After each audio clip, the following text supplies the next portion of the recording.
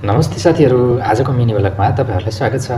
आज सनैयाको कचरा मार्केट हामी घुम्न निस्केका छौँ। बाटोमा हिँड्दै गर्दा यस्तो दृश्यहरू जताततै पानी जमेको देख्न सकिन्छ। गाडीहरूलाई पनि निकै मुस्किल परिरहेको छ। हिजो पनि दिनैभरि पानी परेको थियो नि त, त्यही भएरै हुनसक्छ। सडकमा बाढी जस्तै देखिए पनि मानिसहरूको चहल पहल भने छ है। कस्तो भिडभाड छ, साथीहरूसँगै बजार घुम्दाको रमाइलो नै बेग्लै हुन्छ। हामी यहाँको केही ताजा तरकारीहरू फलफुलहरू हेर्दैछौँ। घुम्दाको रमाइलो नै बेग्लै हुन्छ।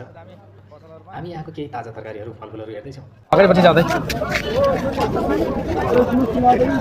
कता हाम्रो चाहिने काम जाउँ न।